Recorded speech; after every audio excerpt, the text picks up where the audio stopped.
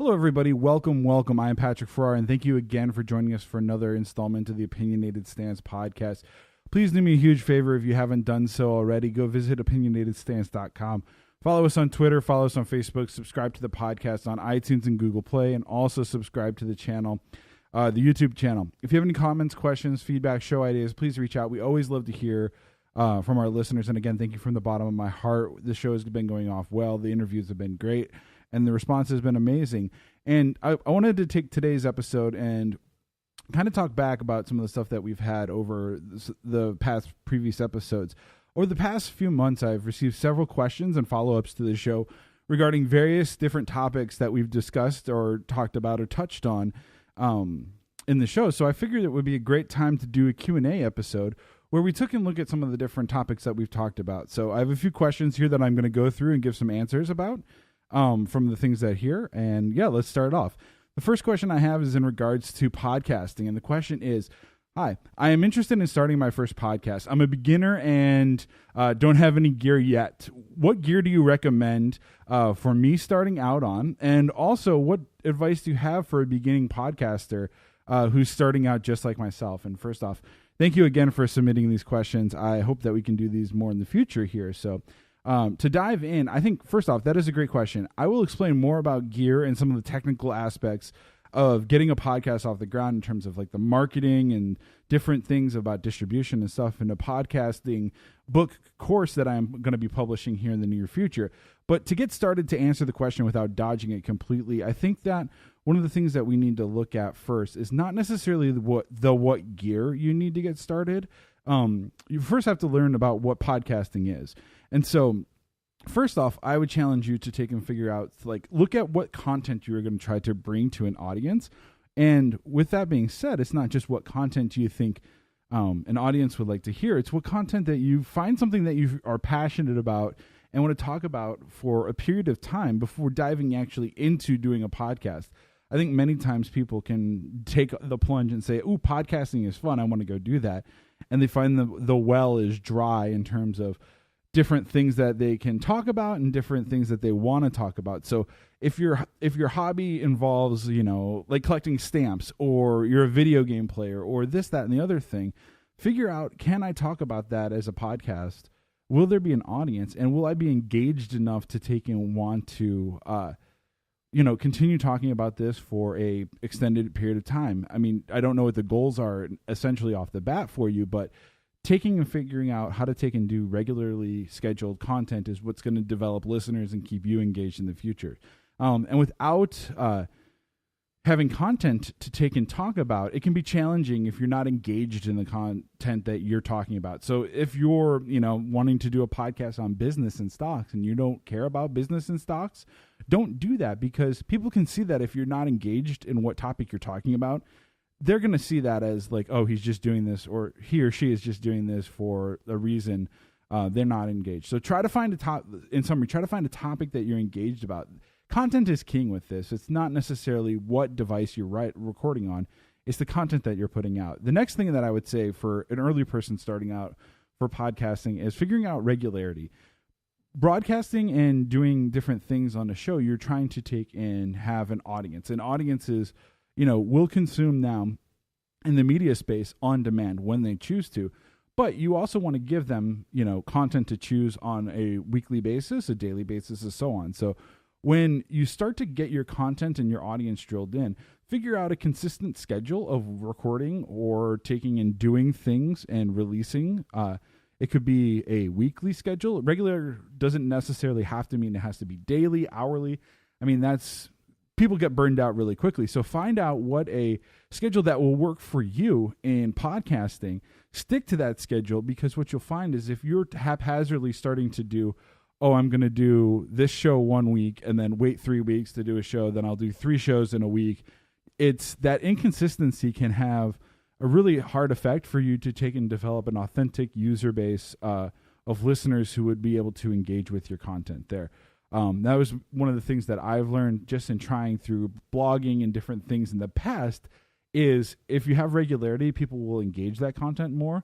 Otherwise, if you're just trying to get something where it's more of a, like, here's 10 posts, that's a book, that's a different form and a different medium. where podcasting may not be the best place to take and do that. So that's another thing, is regularity. So content, and then get this content out on a regular basis. The next thing that I would like challenge you and not take for lightly is the time that's involved. So podcasting doesn't start and end at the recording phase. Podcasting is a lot of different things. And depending on the scope of the show that you're trying to take and work on, podcasting can mean all these different things, from planning guests to doing interview questions and show prep, and then actually recording the show. And depending on the length of your show, could take and be editing down portions of pieces to take and make it into a certain time frame, or to take and do that, then doing post-production work, the audio cleaning up, making the levels all sound good. And then there's also the whole distribution part, and then marketing your podcast. So one of the things that people that start out on the podcasting thing don't realize is the time it takes to actually put an episode together. I think from my experience so far with doing these this podcast episodes and Opinionated Stance episodes, the two podcasts that I'm currently working on right now, is each episode probably takes myself around at least 5 to 10 hours to take in, roughly do for like the weeks, in terms of time of like editing, promotion, different things, of mental space for that. So just want to make sure that if you are getting into this and have got your content down and you've got your stuff figured out for like, you're going to take and do regularly scheduled programs where you're going to record on Monday and try to get everything out by Thursday, make sure that your schedule is conducive to have that time in there. So I think that's one of the big things there that people overlook, especially early on. They're like, oh, I could just BS with some friends online, and that's just not the case. So the time is something to consider. Lastly, on this topic, what I'm going to do right now, because I'm going to save a little more technical details for a later show and some more content there, is focusing on gear. You had a question in there, is what gear should I have? And I think gear is important, and gear will take and do many different things for your podcast going forward. I think when you're early starting out, you need to take and look at this as a great content on bad gear is better than having poor content on amazing gear. And to kind of bring like that, it's like, unless you have great content, people are going to be forgiving of that if your microphone sounds a little off. But if you can't have engaging content that somebody's going to take and work with on the best sounding microphone, it's the whole like lip syncing thing. People aren't going to stay around for that. So I would say that in the beginning, gear should be the least most important thing. I've seen people that have done podcasts where they use Google Hangouts or things like Zoom conferencing and doing Skype calls and focus on the content of what they're talking about versus the gear that they're on. People are using iPad or like iPhone earbuds and stuff, and the quality it's not horrible, it's not great, it's pretty marginal, but the shows that you can hear sometimes have good content value. And I'd say that if you're going to look in, the first thing to invest in the gear state of things is look at getting a microphone. Look at getting a good microphone. Focus on trying to get something that is a dynamic microphone. One of the two that I work on right now are a Shure SM58 and then a Shure SM7B. Those are two different things. The SM58 is one of the best microphones for it's the tank. It's a music industry standard. And then the SM7B is a more high-end vocal microphone that is a different price point. So everything's also going to have a price point too. So figure out if you can't answer the questions about content, regularity, and time, don't take and make the investments in the gear, because it's just going to sit there and you're not going to use it. The second piece of gear that I would say is important is getting a piece of audio software. There's Audacity, which is a free piece of software that you can use to take and record your podcast, which is awesome. You can use your phone, you can use all these different things. But then taking and going from Audacity and GarageBand to a Pro Tools or a Logic Pro allows you to have more things in your arsenal that can help clean up your audio and produce higher quality content going out there. So I would think that those are probably the first two things that I would say, and then branch out, then start to take in like, okay, how many more microphones do I have? I think the main thing is the studio gear that you get really kind of depends on the podcast show that you're trying to produce. Right now with Opinionated Stance podcast, it's mainly an interview-based show. So my setup is a soundboard, 2 microphones, and that's all run through Logic Pro X, where I clean up everything and take and make it so it's produced out for a higher quality than just the basic stuff. But if you're not having a 2-microphone setup, where you're not doing interviews, you're doing more of like a single person monologue episode, 1 microphone is good. If you're doing stuff where you're trying to can't get everybody in your office or in your podcasting studio or where you're recording for, going to tools like Zoom or Skype or all those different online video conferencing things are a great way to start. So really, the gear kind of depends on your start. And if you have any questions and stuff like that, people can reach out to me at the email here on the podcast, and I would be happy to consult and try to get people's gears and answer more questions about that going. But again, to summarize that question, and I thank you for taking and asking, is first focus on content, then figure out the regularity. Understand that the time that comes into producing is not just the time that it takes to record, and gear is second. Gear is not the first most thing. When it's time to take and buy something and upgrade, go ahead and do it, but know that that's an investment, and it's kind of like the content. There's ways you can fall off. If you don't have good content, maybe you don't want to do this. If you don't have regular ability to take and do this, maybe you don't want to do this. If you don't have the time, don't do it.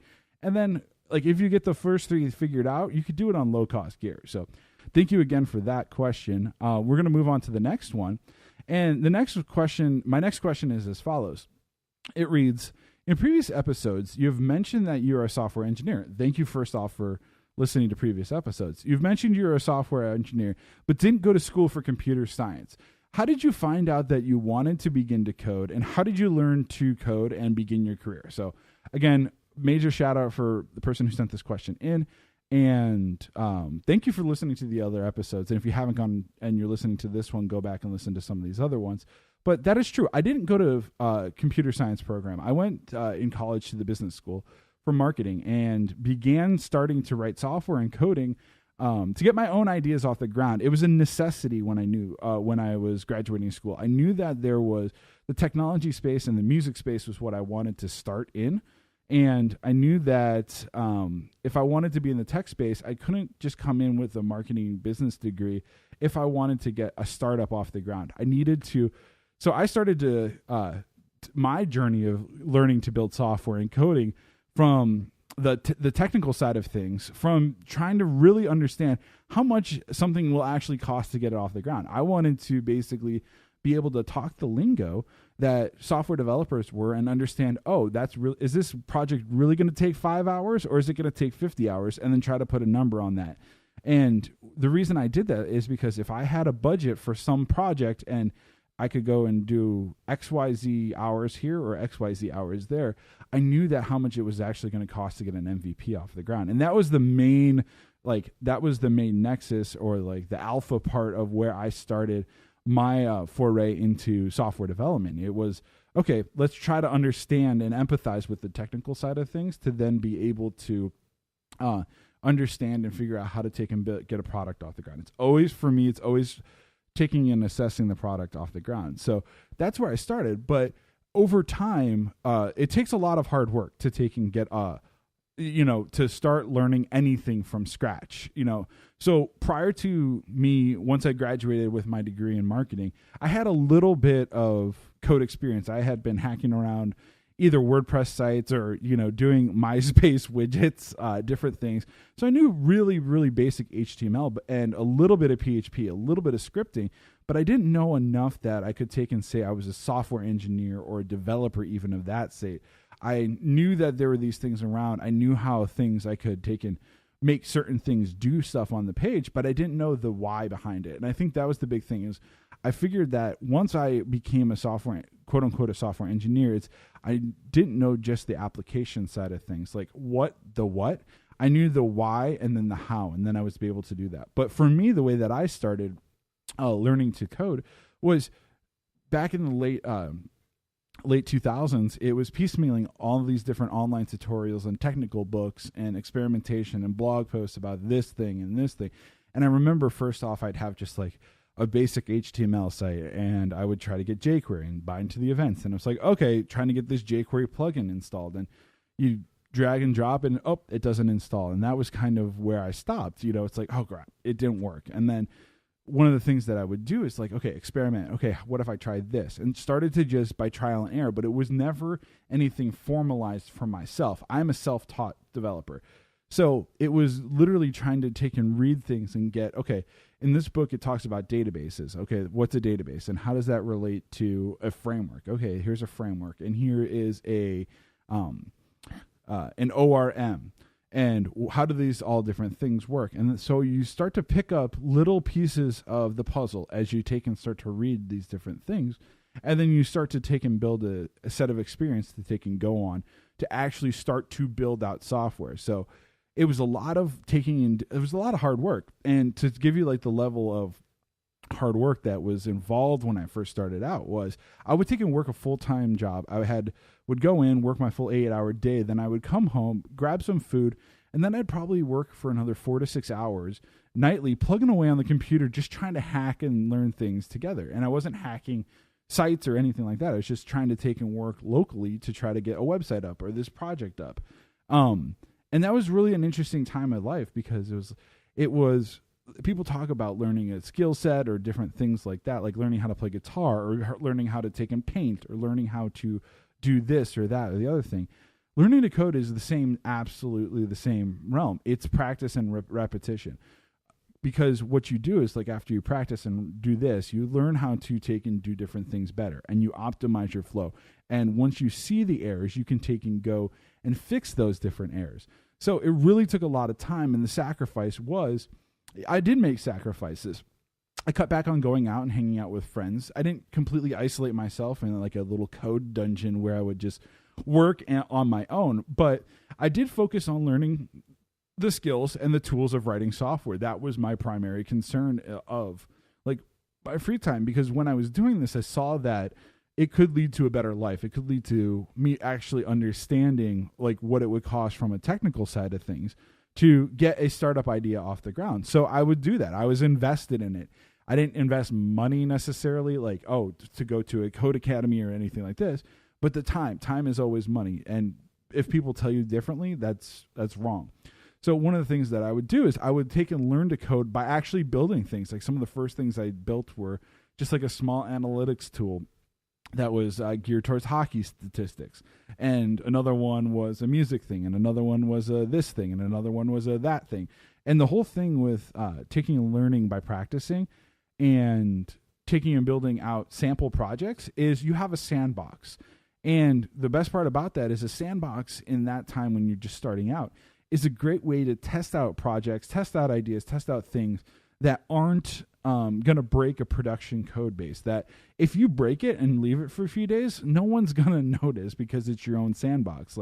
So it's a great low risk way to learn things. And I think the biggest thing that I learned from taking and doing these different sandbox projects was understanding what different errors were, how errors would occur, and then taking and going back to the drawing board. It was like, again, I can't iterate this enough. It was try something new, go as far as that skill would take you until something broke, and then try something else new. And then you go as far as that tactic goes, and then breaks, and then try something else new. And by taking and doing that repetition over that 4 to 6 hours nightly over a several year period, that time helps you build confidence. And building confidence is the key. And one of the things that I learned early on after I built confidence and saw the different things, it's kind of like a Major League Baseball player where they're up to bat. And at first, if you put anybody in who's not a Major League Baseball player in a batter's box, seeing a pitcher throw even like a changeup at 80 miles an hour will scare the bejeebus out of them. But if you're a Major League Baseball player and you've seen it repetition over repetition, you get the confidence that ball's not going to hit you, that you can actually hit the ball and actually make an impact in the game. That's the same kind of thing. Is the more time you spend in the code and taking and practicing and doing these repetitions, you get confidence that you can actually build something. And so what I ended up starting to do was, from this experience of working and trying to figure out how much something would cost to pay somebody else to do it, I realized that I could start to do it all on my own. Everything that I could build that I was trying to have people build that I would pay for previously, I could actually do myself better, cheaper, faster, and understand even more closer to the business logic what I was trying to do. So it was a great thing that helped me launch a career in the software business that has allowed me to take and work for different companies in different sectors, and also have my own software consulting business where I get to take and solve these problems and mentor other people on trying to take and do these things. So again, I think the big thing is when you're first starting out in your career in software is it's going to take time. Don't think you're going to learn it all in the first day. It's going to take a couple years for you to just see the errors and different things. And being a junior developer, getting a role as a junior developer, be a sponge. Learn as much as you can. And yeah, it's a great experience to take and do. And anything that you can see, like you can go down the route of paying for a code school or different things like that nature where you're going to an actual like intensive online training or boot camp or something like that. I would challenge you first to take a look at things like Pluralsight or actual code school, which are just personal recommendations, not affiliated by this whatsoever. Those are great tools that will help you learn straight off the ground by actually doing. So I hope that answers the question there for that. And again, thank you for sending these questions in. It was an absolute treat for me to take and think about these like for a longer period of time. And I hope that in the future we get more and more questions and can have more and more of these Q&A sessions as we go along. I can't say enough about the support that we've had for the show so far. But if you could do me a huge favor, go online and share this with your friends and share this with other people on social media. That would be great. Again, thank you for joining us today for episode 12 of the Opinionated Stance podcast. If you're here and you still haven't done so, go visit the website. Go to opinionatedstance.com. Follow us on Twitter, Facebook. Subscribe to the podcast on iTunes and Google Play. Also, look at the YouTube channel. We're going to get more content up there. If you have any comments, questions, concerns, show ideas, please reach out. We'd love to hear the feedback. Thank you again for listening to the shows. And until next time, cheers. We are out.